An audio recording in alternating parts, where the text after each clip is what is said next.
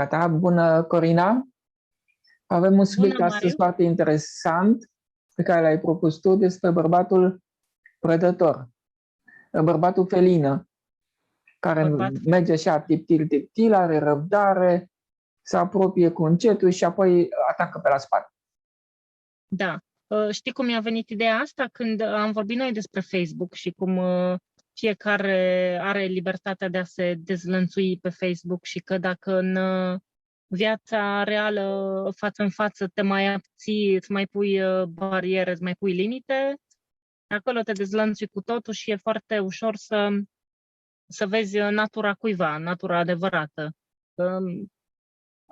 Nu se mai ascunde nimeni, practic. Și mă mai gândeam la un lucru când noi, femeile, de exemplu, teoretic avem intuiția mult mai dezvoltată ca a bărbaților și poate Nu știu, aici nu știu, discutăm.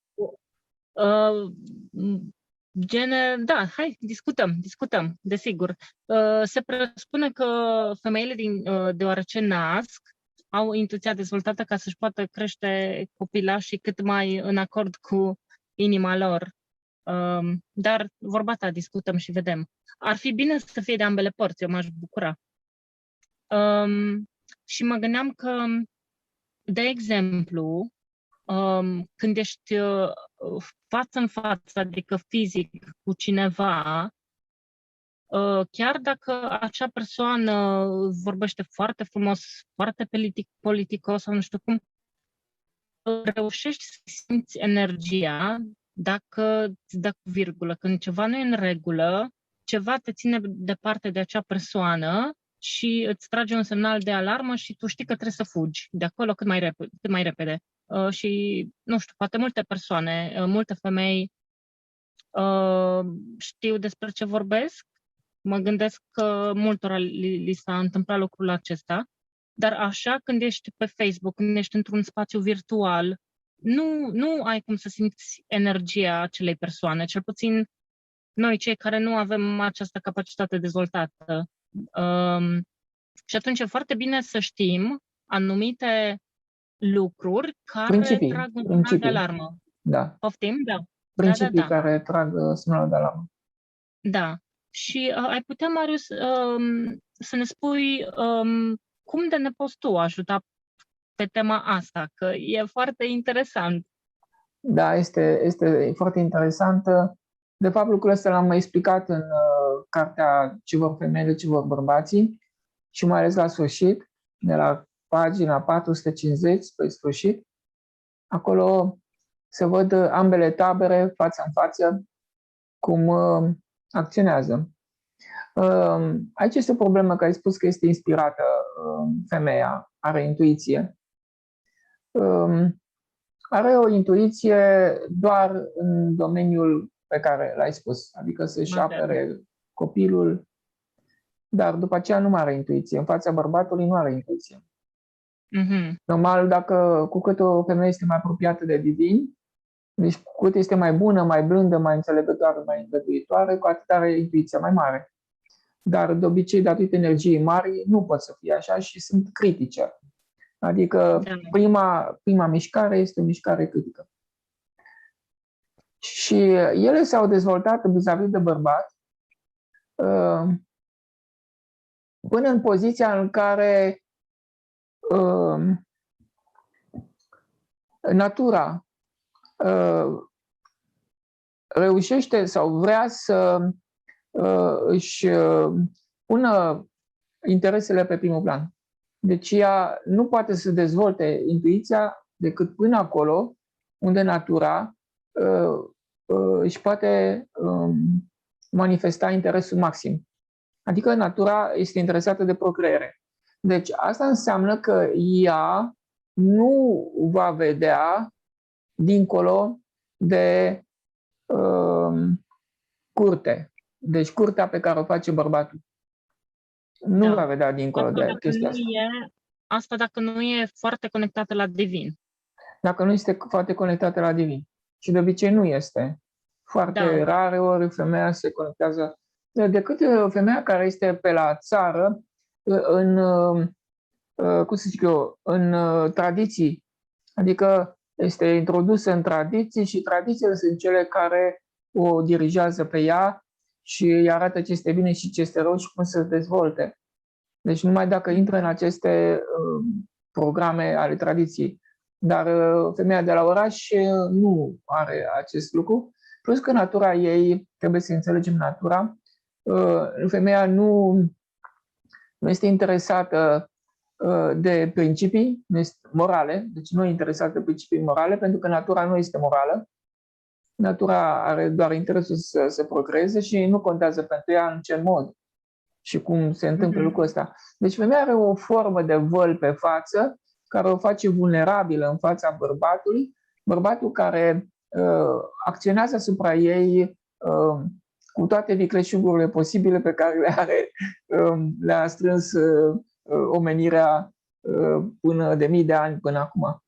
Deci noi când vorbim, în fața noastră nu este numai un bărbat. În fața noastră sunt programe vechi de mii de ani cu o experiență extraordinară și o femeie nu are un singur bărbat în fața, ci are infiniți bărbați cu experiența lor și din cauza asta ei pot să cupleze foarte ușor pe tot felul de cum să zic eu, principii pe care le au în spate în fundat. Femeia nu este principială, bărbatul este principial.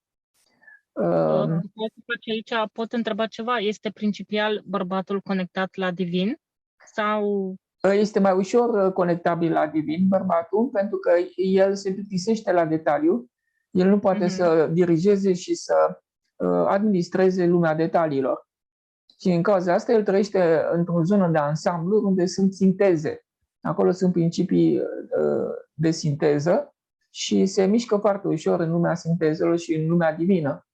De când femeia este orientată spre materie, nu este un lucru rău, nu e nimic de criticat în lucrul acesta. Și unul și altul au nevoie unul de altul. Deci bărbatul nu poate face față la detaliu, iar femeia nu poate face față la... Pentru că nu are vedere de ansamblu în perspectivă, ea nu vede, se plictisește. Deci unul se plictisește de detaliu, celălalt se plictisește de ansamblu. Dar unul fără altul, de fapt, nu se poate, fac întreg, numai împreună. Se ajută, se susțin și asta este iubirea. La bărbatul acesta care este prădător, de obicei, majoritatea sunt prădători. Ca să nu fie prădători, ai nevoie de o doză de cultură, o doză de cultură și nu așa generală, o cultură venită din pasiune de a înțelege lucrurile, o cultură multilaterală. Ea este cea care poate să amendeze tendințele programelor animalice care sunt în bărbat. Altfel, el este un prădător veșnic. Deci tot timpul va considera femeia ca o pradă și tot timpul femeia va fi vulnerabilă în fața lui și nu va ști cum să acționeze. Lui trebuie, și știe lucrul ăsta, un singur lucru, insistență și să o cucerească cu cuvinte atrăgătoare, miroase, lingușitoare. Ea este vulnerabilă la aceste cuvinte, repetate foarte des. Ei, exact ca un animal de pradă, au răbdare și timp, nu se grăbesc și până la urmă femeia va cădea pradă fără discuție. După ce cade pradă, dacă îi cedează și după aceea, dacă cineva îl părăște, ea îl apără. Deci îl apără pe agresor, ceea ce este culmea. Deci apără pe cel care o atacă. Pentru că s-a obișnuit cu ea. Bărbatul caută un singur lucru, să se obișnuiască, familiaritate și apropiere. Și asta o obține vorbind continuu cu femeia și făcându-i curte continuu cât mai mult timp. Și până la el știe cu siguranță că femeia la un moment dat va ceda, chiar dacă este căsătorit.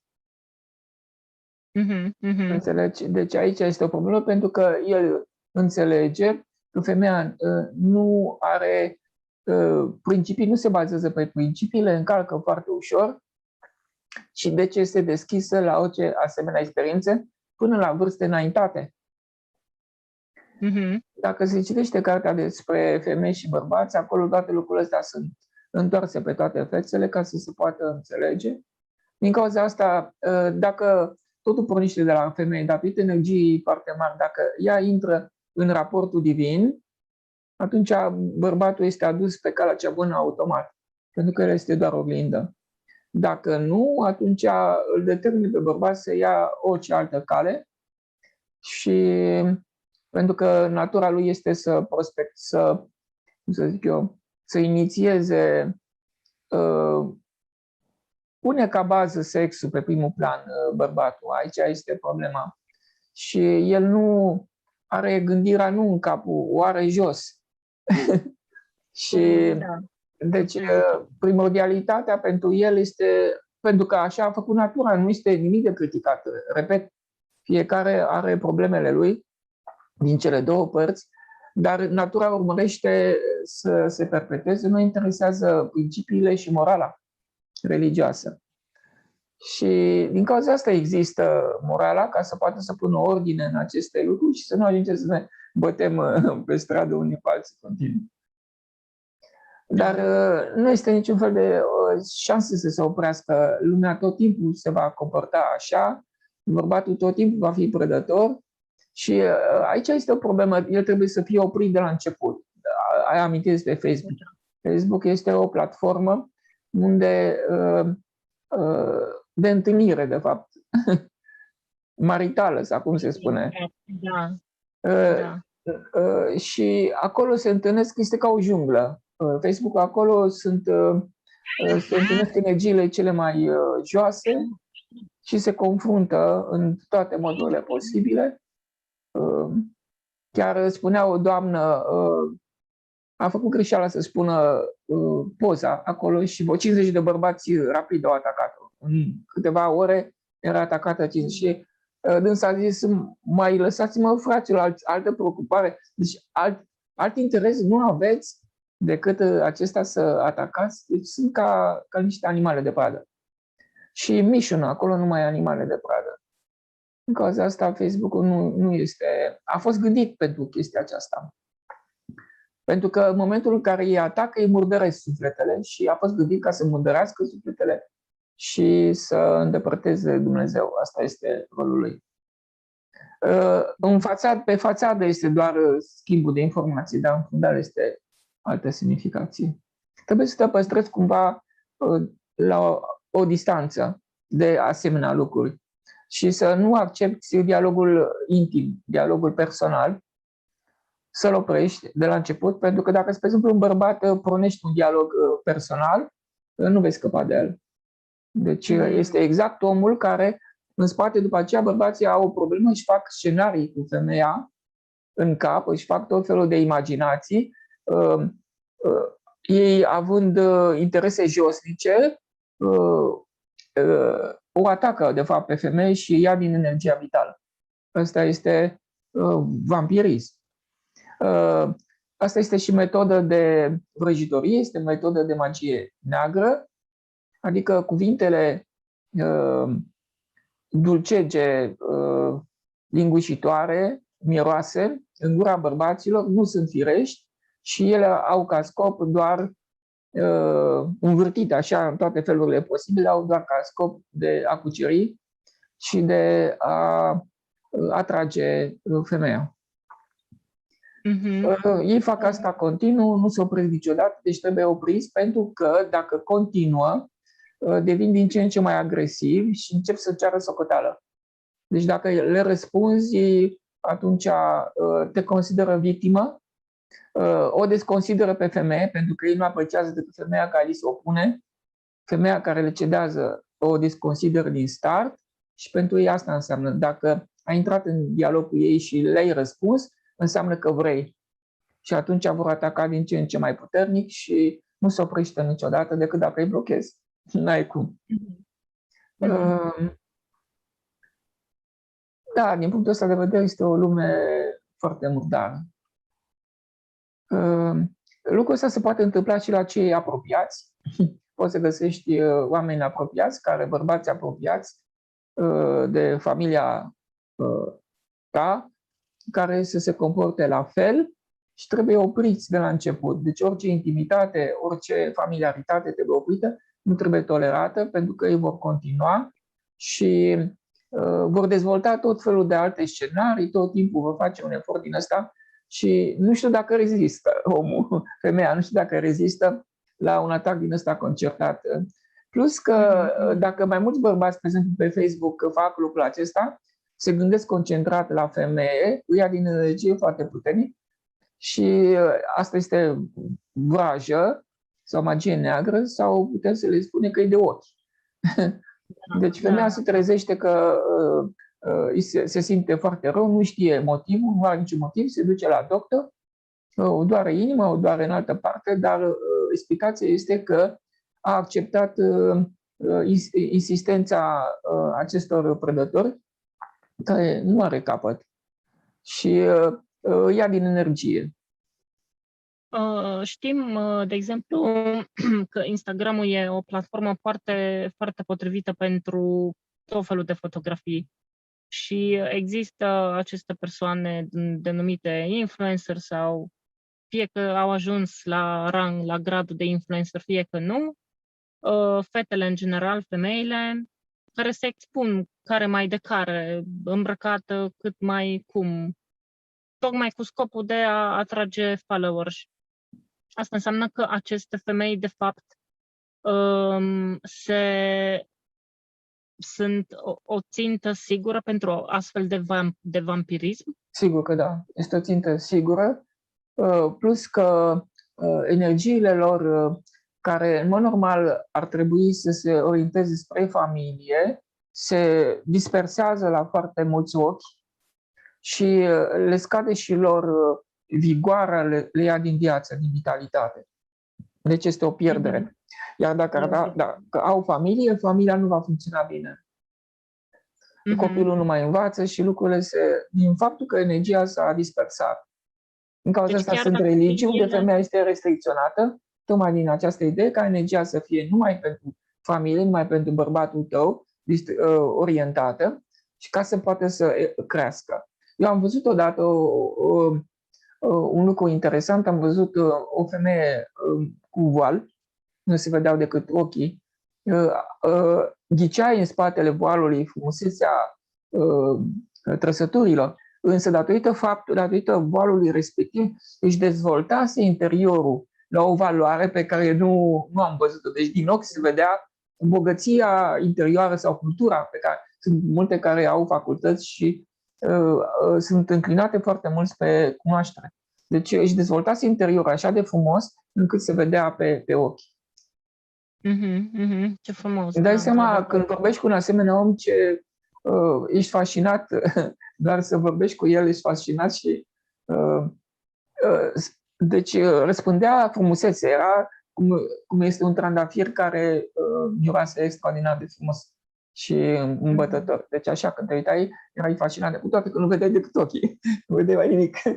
Deci nu era important decât interiorul.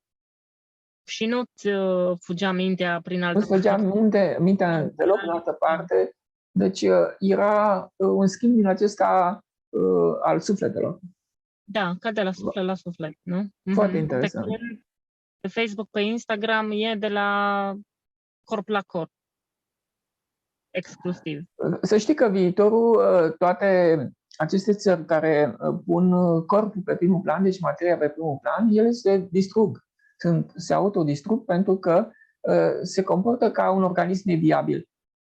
Ca într-o junglă, organismele neviabile se distrug singure. Deci, cum spunea Rumi, nu vă fie teamă, fiecare se aruncă singur în prăpastie. Da.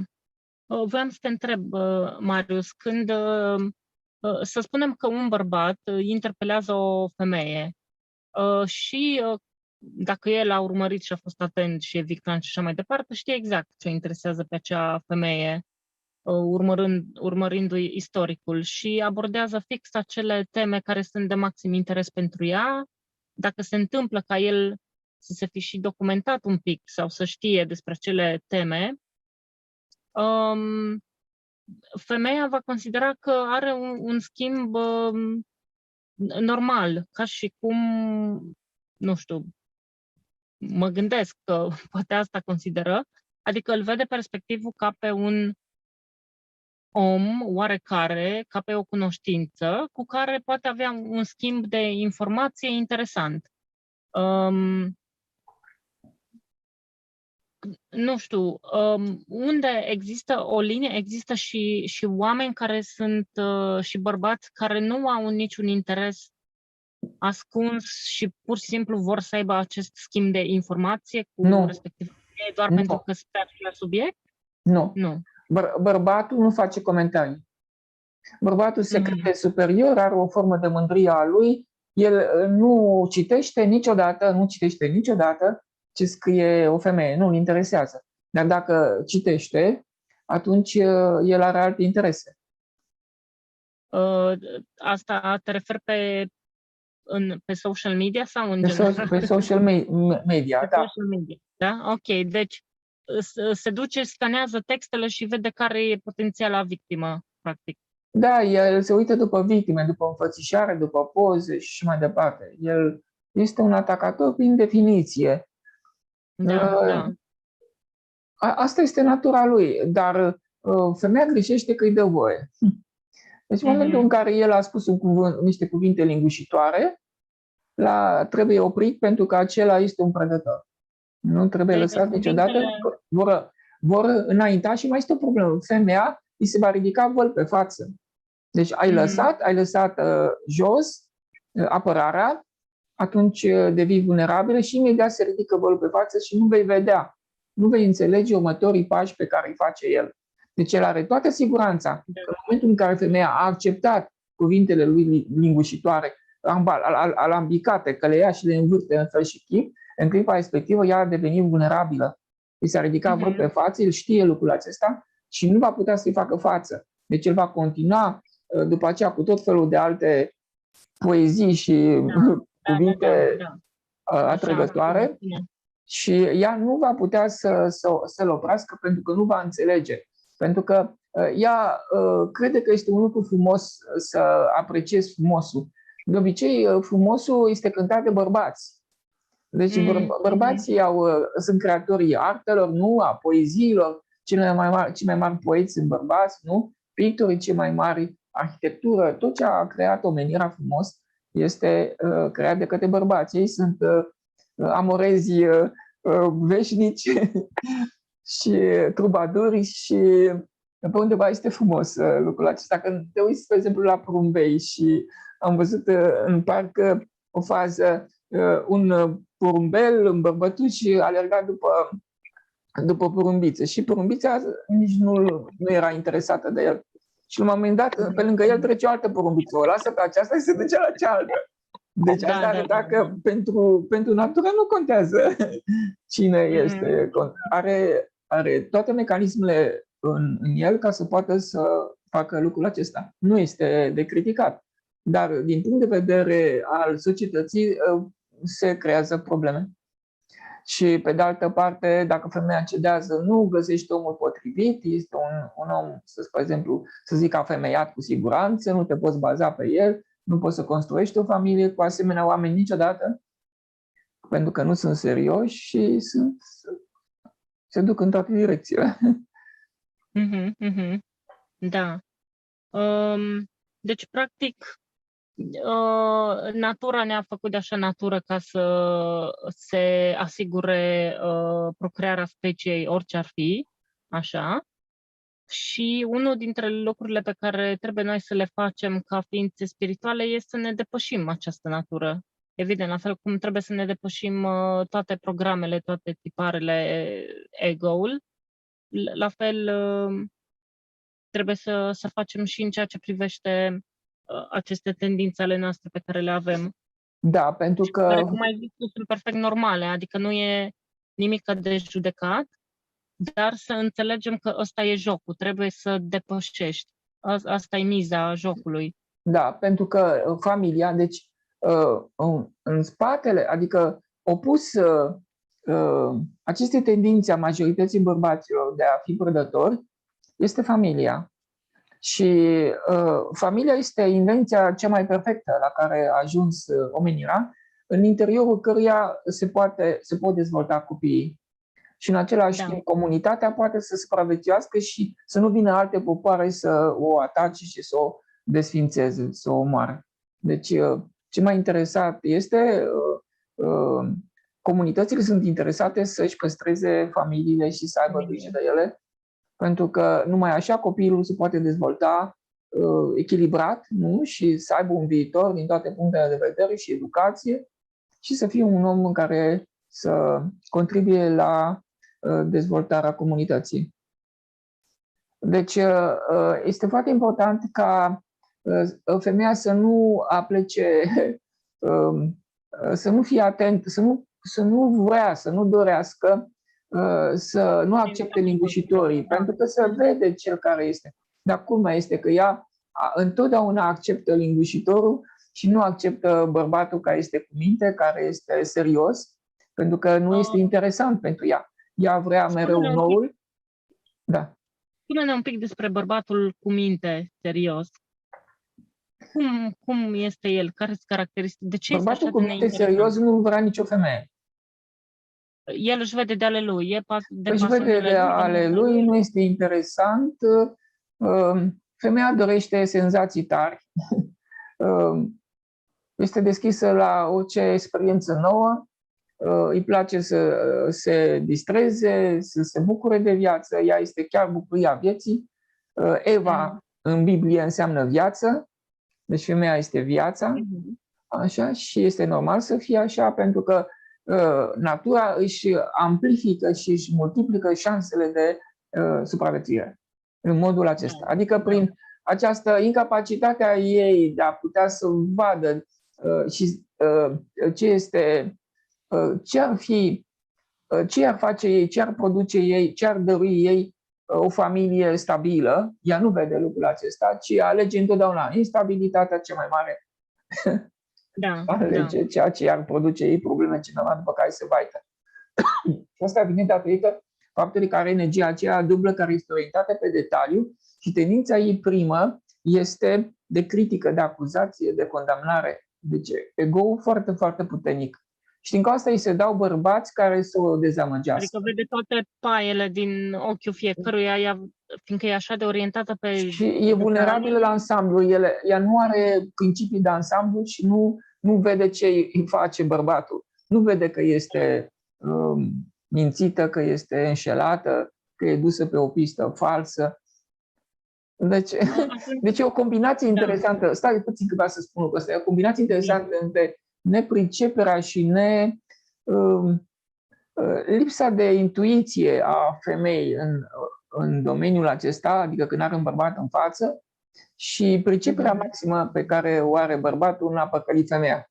Deci e o neînțelegere a ei și o înțelegere perfectă a lui ce să facă și cum să facă.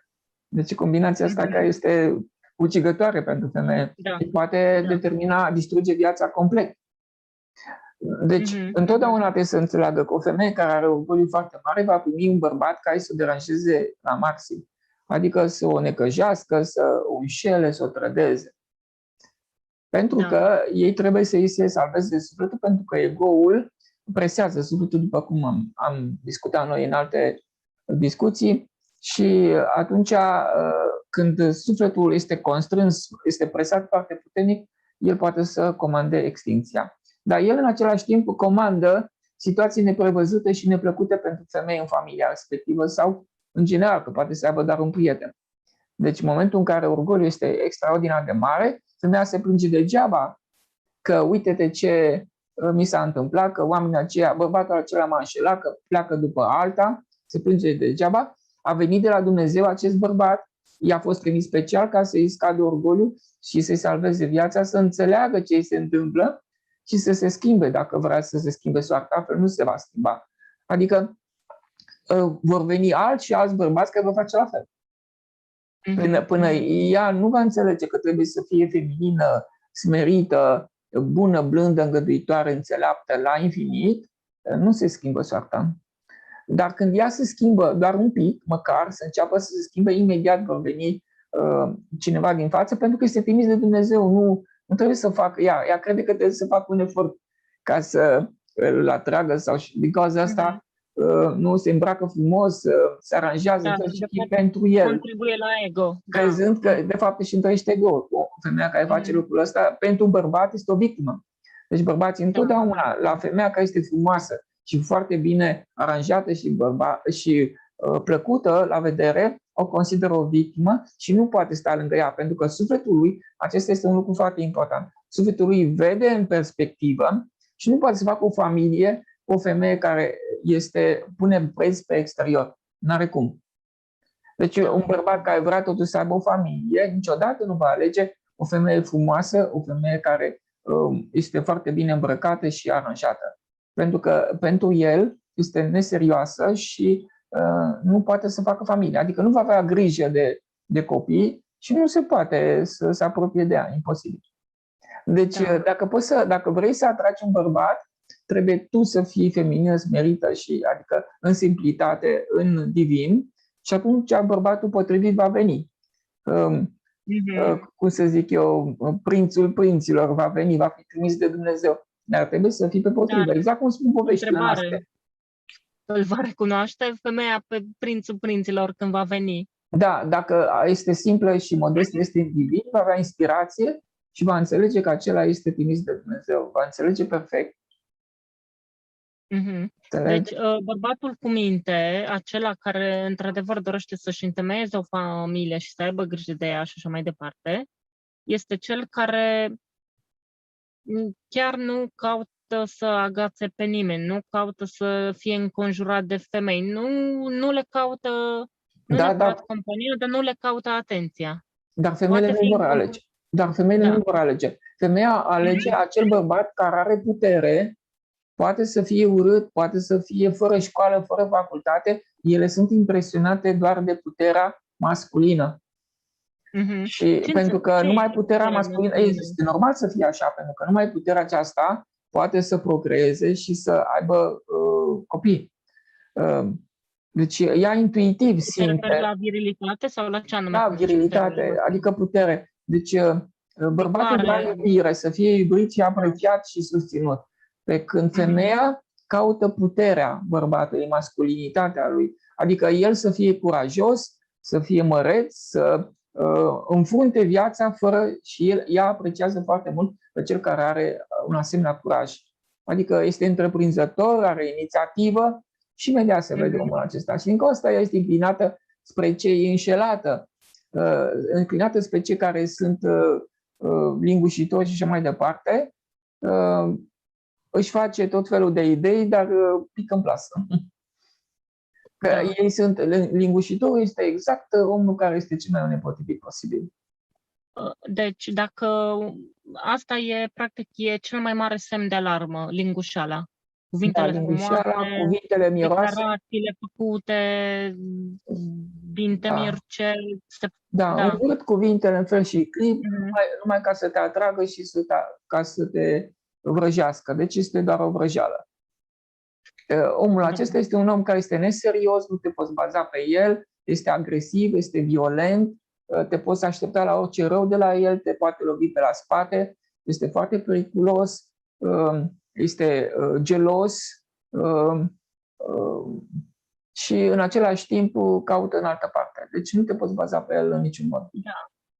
Vreau să întreb, dacă pe social media este ușor când te prinzi ce se întâmplă și gata, spui stop și mai faci nu știu ce, e ușor că ai dat ignor, l-ai blocat, gata, ai scăpat, el e într-un oraș diferit, tu ești într-un oraș diferit, who cares? Dar ce te faci când bărbatul face parte din cercul tău, nu știu, ori la serviciu, ori e prieten cu prietenul tău sau un amic de-al unei prietene și e în cercul tău și simți să spui stop, dar totodată percepi acea agresivitate a lui, adică cum procedezi ca să fii cât mai diplomată și să nu trebuiască să suporți consecințele agresivității lui după aceea, datorită faptului că l-ai blocat, că l-ai oprit, i-ai zis stop. Deci trebuie oprit de la început. Ori trebuie să-i spui de la început sau să-i dai de înțeles că nu accepți o asemenea comportament. Asta este una. A doua soluție este... Când nu ești pe Facebook. Da, când nu ești în cercul tău apropiat. Da.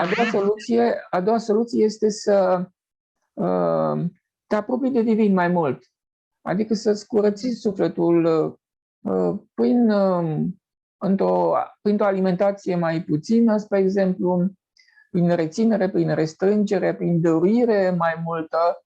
Adică orice mijloc care îți curăță sufletul este bun. Și cele mai la îndemână sunt să oprești pierderea de energie vitală pe punctele de plăceri. Adică acolo unde avem plăceri, noi trebuie să ne oprim. Spre exemplu, întâlnești un asemenea om la serviciu sau în cercul tău de prieten, asta înseamnă că tu ești atașată de plăceri. Și atașamentul respectiv este cel care atrage asemenea oameni în viața ta. Și trebuie să oprești plăcerile. Dacă oprești plăcerile, ei se retrag. Pentru că rolul lor este să te desprindă. De aceea vin ei în viața ta. Adică omul din față se arată ce ești tu, ce e în tine. Deci, dar aici noi nu vedem corespondența. Deci putem să avem plăceri de orice altceva și să primim așa ceva din față, pentru că noi nu vedem legătura și în cauza asta nu facem o schimbare în viața noastră. Deci trebuie înțeles că din față va veni întotdeauna ceva care să scadă un atașament de materie. Și la atașament trebuie să te uiți că poți să ai plăceri de toate felurile, patimi, de orice patime și trebuie să le restrângi. În măsura în care le restrângi, oamenii se schimbă. Pleacă omul acela de lângă tine că nu mai are ce să scadă la tine. Asta este singura metodă. Din start, dacă umbli la țișara ta, nu te mai machiezi, nu te mai coafezi, nu-ți mai pui cele mai strâmte haine pe tine, din start scade... Da, că vorbește despre tine lucrul acesta și pe el l-ai atras automat. Dacă pui tot felul de haine și te aranjezi, el te calculează că ai fi o femeie care este ușoară, este ușor abordabilă, nu? Este ușor de cucerit și nu pierde ocazia. Deci niciun bărbat nu va pierde niciodată ocazie ca să poată să se apropie de tine. Apoi să luăm și invers, situația invers, că sunt femei care sunt singure și ar vrea să nu aibă pe cineva lângă ele și fac toate lucrurile acestea, încearcă să se îmbrace bine, să fie atrăgătoare în toate formele și nu reușesc. Este vorba de faptul că au prea mult masculinitate în ele. Adică, spre exemplu, sunt antreprenoare, conduc firme, sunt de succes, au afaceri de succes și lucrurile acestea le fac bărbătoase. Și bineînțeles că de bărbați nu se pot... Li s-a urcat la cap... Da, devin foarte masculine și bărbații fug, pentru că n-au ce să facă cu... Femeia trebuie să fie vulnerabilă, să fie feminină, atrăgătoare, smerită, bună, blândă, ca pâinea caldă. Deci aceste calități sunt atrase, îi atrag pe ei. Dar dacă este puternică, se va bate cu ea tot timpul și îl va contra și nu-i convine nici lui să fie tot timpul criticat, acuzat și controlat. Asta nu înseamnă că nu poți să fii antreprenoare sau să conduci ceva, dar să nu treci exclusiv pe partea asta, nu? Adică poți să-ți păstrezi și blândețea și feminitatea și să fii și antreprenoare. Nu știu cât poți să păstrezi blândețea și să conduci o fabrică cu 2000 de angajați. Nu știu. Da, cred că depinde de mărimea business-ului. Da. Dacă e ceva mic... Dacă este ceva mic, ca o întreprindere mică, de mici dimensiuni, cu 1-2 angajați, s-ar putea să dacă ai mai mulți, la femeie se ridică la cap automat. Devine orgolioasă și intransigentă și s-a terminat atunci legătura. Că am mai spus și data trecută, spre exemplu, cineva este director, o femeie este director în bancă, este foarte frumoasă, atrăgătoare, nu știu ce. Și are un prieten, dar nu se înțelege deloc cu el. Îl critică, îl acuză, se arată că este superior. Atunci el fuge la alta care nu are nici măcar facultate. Este de la țară, este simplă, este și urâtă. Dar ea poate să facă, pentru că este feminină, este atrăgătoare, este vulnerabilă, ceea ce el dorește. Pentru că el vrea să o cotească. Dacă nu are pe cine să o cotească, el nu mai este bărbat. Deci este împotriva naturii lui. și nu poate să Mhm. facă aceasta. Ori femeia masculină se ocrotește singură și nu mai are nevoie să fie ocrotită de nimeni. Exact, nu are nevoie de bărbați și Da. poate să-i schimbe Uh, cât vrea ea și cum vrea ea. Mhm. Marius, cum se îndrăgostește un bărbat de o femeie? Da? Deci am văzut Prădătorul, dar el nu se îndrăgostește, el nu mai mimează că face acest lucru, Da, are nu? interese sexuale, nu. Pune sexul pe primul plan, nu Da, interesează.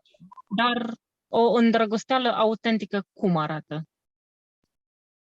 Adică bărbatul care e conectat la divin, care e masculin și care e pe treaba lui, cum arată atunci când faptul de a se îndrăgosti de o femeie? Cum se vede din afară? Păi am spus lucrul ăsta. Când bărbatul vede la femeie acele calități feminine de bunătate, blândețe, frumusețe interioară, nu? Iubire, înțelepciune și mai departe, dăruire de sine, grijă, să știe să facă de toate lucrurile acestea, el este atras de ea. Pentru că...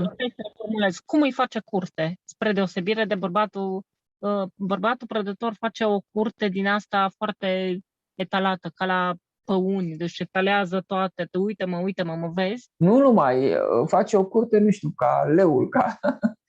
Da, rage, el atacă. Da. El atacă Și, continuu. Asta e tipul de... Nu se oprește niciodată. Atacă continuu până își devorează victima. Da. Și bărbatul cum face curte? Este delicat, este sfios, este, cum să zic eu, frumos, în același timp poate să fie și direct, este foarte clar, nu umblă cu ascunzișuri, este simplu și are o frumusețe interioară care îți dă încredere în el, stabilitate și ai siguranță și știi sigur că te poți baza pe el. Adică cel care știi că te poți baza pe el și se simte lucrul acesta. Mă refer la femeile care vor stabilitate, că sunt multe care nu sunt interesate de lucrul acesta. Ideea este că cu cât femeia se duce spre o poziție socială cât mai avansată, să aibă mai mulți bani, să câștige mai mult, să fie apreciată și mai departe, cu atât îi scade feminitatea, îi scad toate calitățile acestea specifice femeii și se îndepărtează posibilitatea de a avea o familie fericită tot timpul vor. De exemplu, cum au fost atacați musulmanii?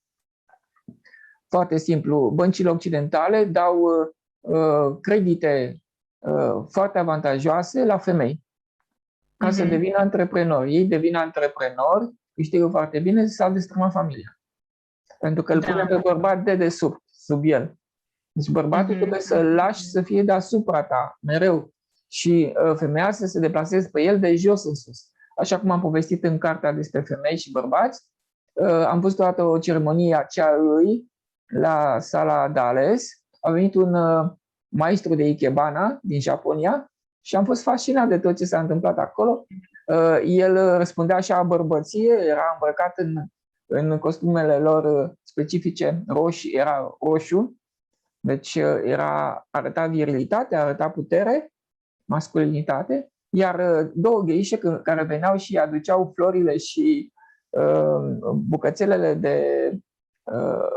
pe care urma să le aranjeze acolo în aranjamentul respectiv, veneau spre el, când se apropiau la 2 metri de el, se previngeau de jos în sus. Deci respectul era maxim și el a explicat, în măsura în care respectul femeii față de bărbat este maxim, atunci familia va fi unită și va supraviețui. Deci trebuie doar respectat, pentru că nu respecti bărbatul pe care l-ai în fața ta, respecti de fapt principiul masculin, ordonator și creator al universului. Îl respecti pe Dumnezeu.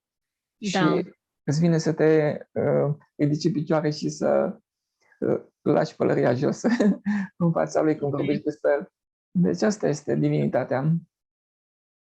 Și eu nu prea înțeleg de ce nu vor, pentru că, spre exemplu, toate globulețele care sunt acolo la prag, cum am spus, toate cântă iubirea. Și întotdeauna m-am întrebat, măi, în veșnicie, în infinit, miliardele de globulețe care sunt pe acolo, prin zona respectivă, pe diferite nivele, cântă iubirea. Deci altceva n-au de făcut. Deci un fel de slavă adusă Creatorului. Și îmi zic eu, băi, slavă. Păi și noi pe pământ ar trebui să aducem slavă continuu, nu? Creatorului, și femeia să-l respecte pe bărbat maxim. Și dacă ea face lucrul acesta, el devine mai bărbat și femeia mai femeie. Dacă nu respecte și nu-i dă întâietate și nu-i dă autoritate, el îi sabotează puterea masculină și îi ia și energia. Adică el își pierde și virilitatea. Din cauza, când a atacat bărbatul, prin critică, i-a luat virilitatea automat. Deci i-a luat energia în clipa respectivă. Și îl face femeie. Și după aia el se plânge de el după aceea, că uite-te că nu le vampirizează pe altele ca să-și ia... Da. Da, e așa un cerc. Da, înțeleg, e un cerc care trebuie rupt prin restabilirea raportului divin. Mai vreau să întreb, Marius, cum se comportă bărbatul cu minte care a făcut curte femeii la care a găsit acele calități dorite și după ce femeia i-a răspuns pozitiv, cum se va comporta el cu ea? El va face totul ca să fie ei mai bine. Exact cum Dumnezeu face același lucru cu noi. Deci are exact comportamentul lui Dumnezeu. Adică nu știe ce să facă ca ei să fie mai bine. Adică se oferă, se ajute, fac treburile împreună în casă, sare mereu în ajutorul ei, tot timpul este atent ca să o facă fericită pe ea sau pe copii, este ocrotitor tot timpul la infinit, are curtoazie, are politețe și face asta toată viața. Numai că femeilor, nu știu, nu prea le plac asemenea bărbați, ele vor senzații tari. De aceea se zice că femeia se comportă mai curând ca un om dintr-un trib sălbatic, este sălbatică și este imprevizibilă, nu știi ce direcție poate să ia. Nu se poate încadra, nu poți să o cunoști, pentru că natura ei nu este să depășească limitele lumii acesteia. Natura ei este orientată strict spre procreere și nu are nevoie să fie mult mai înțeleaptă, mai cultă, nu are nevoie de lucrul acesta, nu este înclinată. Ea, dacă citește doar ca să se folosească de informația aceea, ca să poată să influențeze pe cineva sau să-și arate, să-și construiască o imagine. Dar nu se duce cu pasiunea cu care se duce un bărbat spre a înțelege lucrurile cele mai ascunse și tainice, secrete ale Universului. Bărbatul are o dăruire din asta că îți muncește toată ziua, 20 de ore pe zi, numai pentru a găsi niște secrete ale lumii și să prospecteze. El se duce spre cultural, se duce spre nou, spre necunoscut. Este atras de necunoscut și face tot efortul pentru asta. Da. Din cauza asta are nevoie acasă să fie susținut, apreciat, să nu fie deranjat, să nu fie tocat toată ziua, pentru că în momentul în care e tocat, lui se ia din energie și își pierde și scopurile și își pierde tot, îl face varză.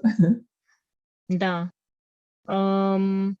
Nu se zice, spre exemplu, nu se zice că lângă un om care a reușit și a ajuns mare, o femeie care l-a susținut. Da, întotdeauna este valabil lucrul ăsta.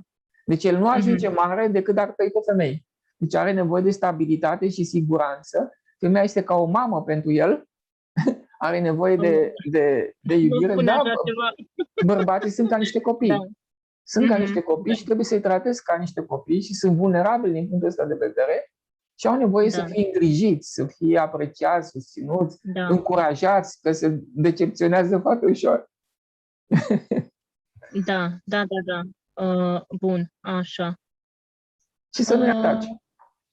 Da, mai ales. Că le iei locul, adică este împotriva firii. Femeia devine masculină atunci și el se simte atacat și o va ataca.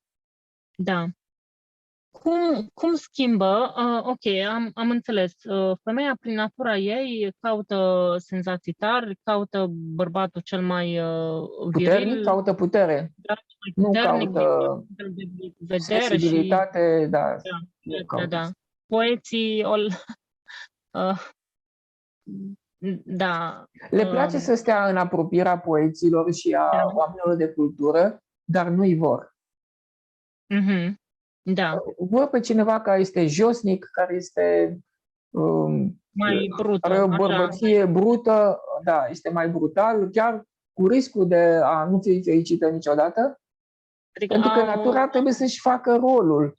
Specimenele cele mai puternice, nu? Și în natură, la fel, același lucru se întâmplă. Se bat între ele bărbați, masculii, și rămâne cel care poate să ducă specia mai departe.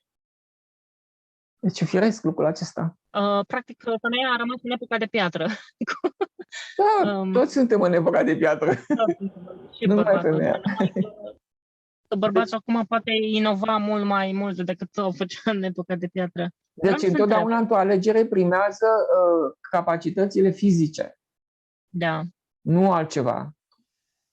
Și nici nu interesează. Femeia, dacă bărbatul nu este în ordine în domeniul acesta, a plecat.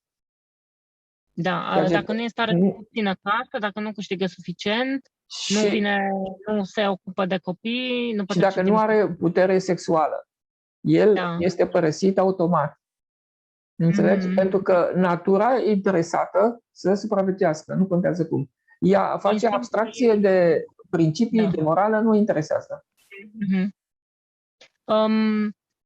Vreau să întreb, ok, am înțeles care sunt instinctele și cum le direcționează natura, în ce direcție. Cum schimbă maternitatea aceste instincte ale femeii? Enorm.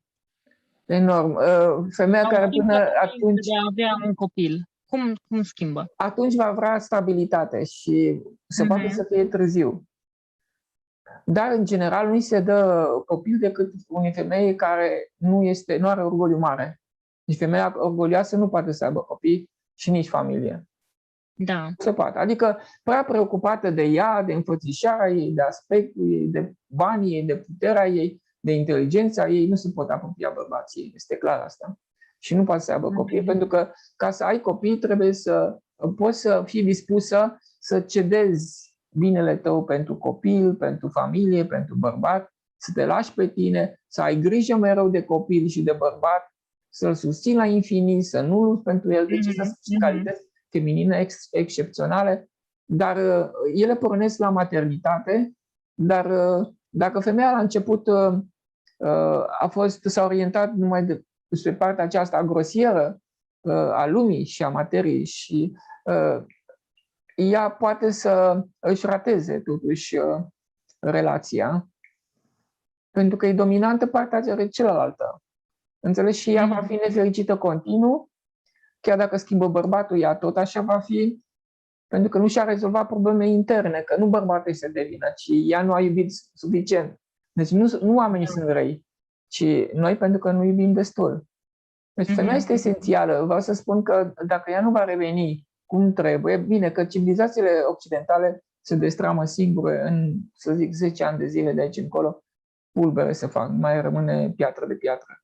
Dar și vor rămâne numai acele civilizații în care femeia este scăzută, îi se scade orgoliu. Acele vor supraviețui pentru că merită să trăiască, pentru că au pus sufletul mai presus decât înfățișarea și aspectul. Și energia nu s-a pierdut. Că în momentul în care se pierde energia, vin necazurile din față ca să te aducă înapoi. Deci acele popoare singure occidentale, singure atrag neplăcerile, atrag bombele, atrag toate necazurile asupra lor, pentru că nu sunt organisme viabile. Exact ca într-o junglă, toate aceste organisme care nu sunt viabile din punct de vedere divin vor dispărea. Deci este o selecție naturală, este apocalipsa egoului, avem nevoie de ea, numai așa se poate cerne și vor rămâne doar cei care sunt credincioși, chiar dacă o să fie puțini. Am o curiozitate. O femeie care nu are copii, fiindcă bărbatul cu care este nu dorește copii, dar nici nu se duce și caută prin alte părți.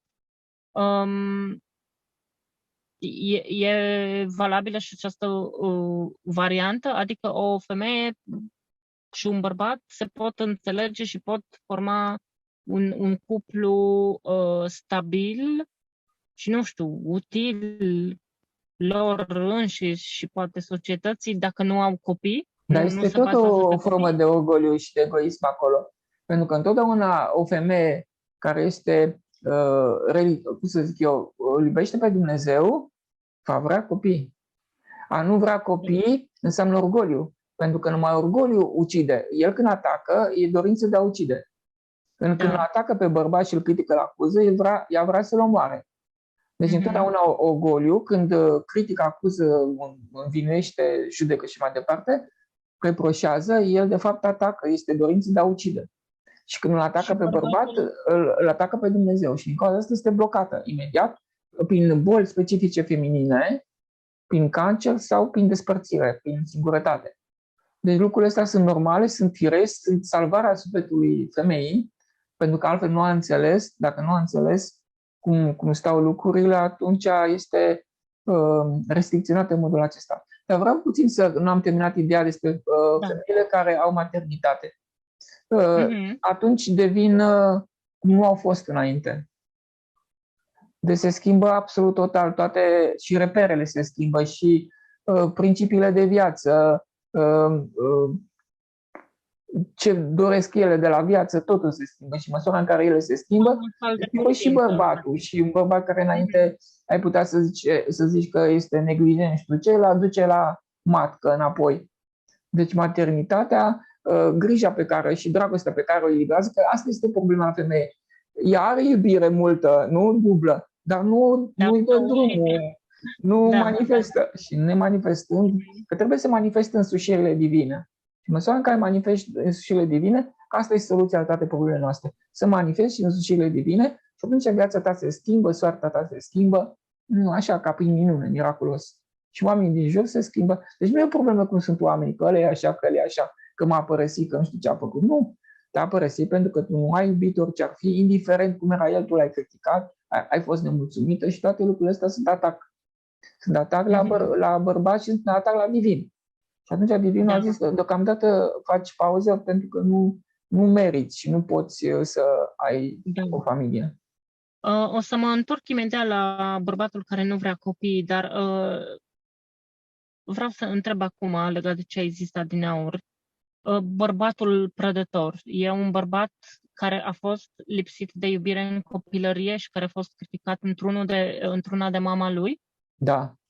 Și mai mult, efectiv... Da, spune. Și mai mult, a fost orientată, i s-a dat un model de viață în care el a crezut că a pornit de la mamă modelul ăsta, el a transferat. Că important este să câștigi, să ai cât mai mult, să cumperi mașini, casă, este idealul fericirii, să ai mulți bani, să ai o poziție socială avantajoasă. Păi i-a distrus viața. În clipa respectivă, el a pus preț pe materie, pe ceea ce este secundar, și atunci el a început este un program de autodistrugere. Este ca un fel de sinucidere. I-ai dat copilului exact ceea ce nu este important. Adică i-ai dat o bombă acolo cu efect întârziat și el începe să-și distrugă viața în mod glorios. Adică vezi că nimic nu mai merge în viața lui și nu înțelegi de ce. El are de toate, dar nu este fericit. Fericirea nu ține de posesia lucrurilor exterioare, ci invers, de lipsa lor. Deci când nu le ai, atunci ești și mai fericit, pentru că nu mai ai griji și nu mai ai ce să pierzi. Când nu mai ai ce să pierzi, ești mai fericit în lume. Da. Și femeia care este pe aceeași rezonanță cu acest bărbat prădător, ea de ce a avut parte în copilărie? La fel? La fel. Deci la fel. Același model materialist. Cele două modele se atrag, sigur. La fel cum este, spre exemplu, un bărbat care a avut un model corect din partea mamei și a pus pe primul plan calitățile sufletului și am făcut totul pentru ele, va avea o femeie asemenea lui și ea, la fel, un bărbat asemenea lui. Că se prind degeaba pentru că au avut modelul. Deci trebuie să se uite la ce au pus ele pe primul plan. Și dacă au pus ceva din lumea asta și au visat, spre exemplu, să aibă o casă, nu știu cum, mare, mașină, poziție bună. Deci a căutat în afară sursa fericirii, atunci nu primesc nicio fericire de afară. Și au tăiat legătura cu divin. Pentru că numai prezența lui este cel care este exact ca în fata babii și fata moșului, al lui Ion Creangă. Deci doar prezența divină este cea care, deci să nu vrei mai mult, să vrei mai puțin. Fata moșului, nu? Când a fost pusă de muma pădurii să aleagă din pod ce cufăr vrea ea, l-a luat pe cel mai mic. Da. Fata babei l-a luat pe cel mai mare și acolo erau balauri. Deci cel mai mic i-a dat totul, toate. Da, când te duci după formă, după material. Când nu l-a vrut. Când nu le vrei, primești tot ceea ce ai nevoie. Dar dacă te lipești în timpul acestei perioade, dacă ceva pui din lumea asta pe primul plan, începi să cazi. Trebuie mereu să păstrezi o anumită distanță față de materie, să nu o vrei cu totul, pentru că începi să o pierzi și ți se ia tot. Ți se ia și ceea ce ai. Deci nu este de glumă.